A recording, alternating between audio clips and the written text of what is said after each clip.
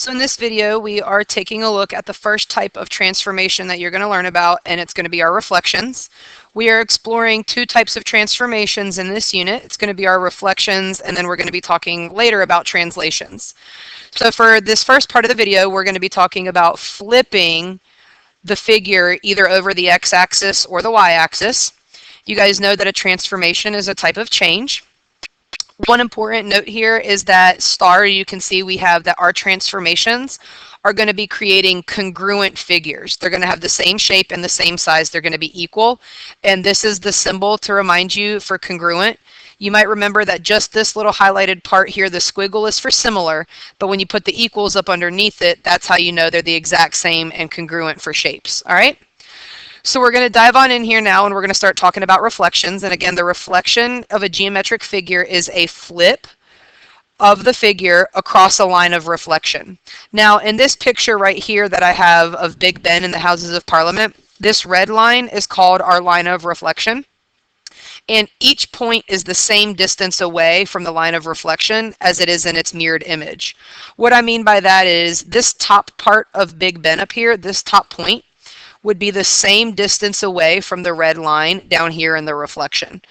This top part right here would be the same distance away from the red line. So we can see if we compare this distance to this distance, they're the same. All right, so that's what we mean by a reflection being the same distance away.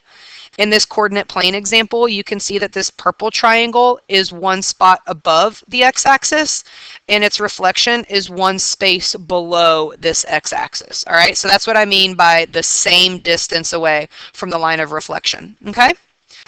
All right, so now this little part is just going to give you some more vocab. This is a very important part of your video. It does address some vocabulary here. So this purple triangle here, I have it that it's in quadrant 1. It's called triangle ABC. You can see that we've got triangle A, then B, then C, and it is currently in quadrant 1.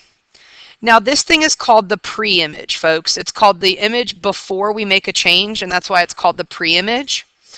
Now, after it's been reflected, it's going to get these little apostrophe looking things next to the letters, and those are called primes. So when we change the shape and reflect it, this is read A prime, B prime, C prime. So when you see this, just ABC, that's how you know it's the pre-image. And when you start to see these little apostrophes, they're called primes, A prime, B prime, C prime. That's how you know it's the new shape after you've made a change. And we just call that thing the image. So you have the pre-image before and then the image after. Now in this example, what it says to do is it says to reflect it over the x-axis. I'm going to highlight that here in yellow. So if we take this figure in quadrant 1 and reflect it over this yellow axis, here's how we did it. Point A is currently over 1, up 5. So now we're going to go over 1, down 5, and that's A prime. B was originally over 3, up 1. So now we're going to go over 3, down 1. And for C, it was originally over 1, up 1. So now we're going to go over 1, down 1, and we've got C prime. So to reflect it over the x-axis, you just go, instead of it being over and up, now we're going to move over and down. This prime, A prime, B prime, C prime image is located down here in quadrant 4. Okay? All right, now we're going to practice together, and the first thing I'm going to have you do is what I have here in red. We're going to plot triangle FUN together in red, and we're going to start together. We're just going to graph it right here. You're going to plot point F. You're going to move over 5, down 2. So from the origin, you go over 5, down 2, plot it and label it. We've got point F. Then point U, you're going to move from the origin over 4, then down 4. And then for N, you're going to move over 2, down 1. And this red triangle is the pre-image, okay? You see it's called the pre-image, all right? So you've got your pre-image, and we can see that our pre-image right here is currently in quadrant 4. And the pre-image points are also listed here in red. This was over 5, down 2. That's that point. Over 4, down 4. That was this point. And over 2, down 1. That was this point. So you have your pre-image points listed here, and we're going to look at those again in a second. And for our first task, we're going to be reflecting this one over the x-axis. So if it tells us to reflect it over the x-axis, that's this axis. And so I'm going to model it for you now, how I'm going to get the blue image triangle.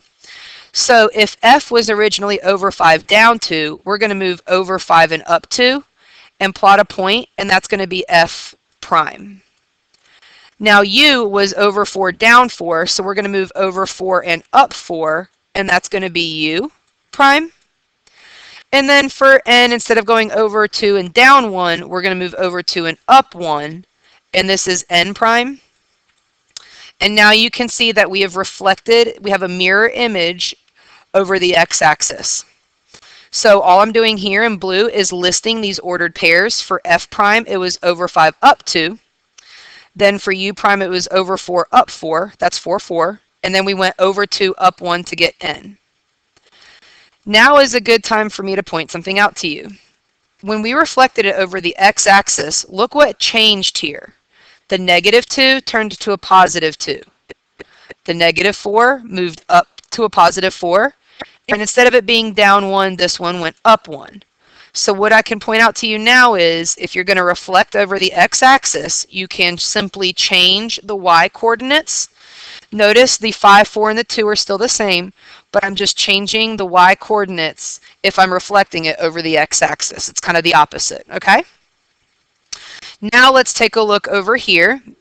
This next example, instead of reflecting it over the x-axis, we're going to take that same red pre-image and now we're going to reflect it over the y-axis so that you can see the only other possible thing that could happen to this red shape.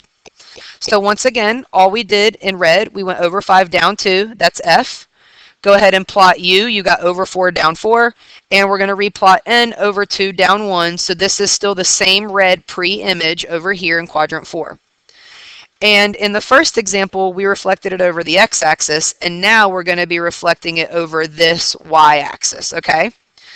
So for that, this time, instead of going over 5 and then down 2, from the origin, we're going to move back 5, then down 2.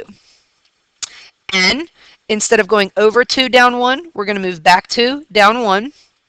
And for u, instead of being over 4 down 4, we're going to reflect it over this axis. So we're going to go back 4 and then down 4. And there are those points. So this was f prime, u prime, n prime. And once again, you can see that they're mirrored images now over this y-axis instead. So something to point out to you guys now, I can use my highlighter still. When reflecting over the y-axis, you'll notice that these x coordinates are what changed. So the positives over on this side, we flipped them back into the negatives, and you'll notice that these y coordinates still stay the same.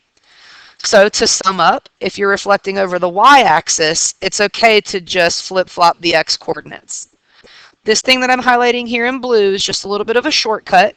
You don't need to use the shortcut. If you prefer to just look at all your pre-image points, plot them, and then just move everything over the y-axis like it's supposed to, and then just relist these, that's good to go.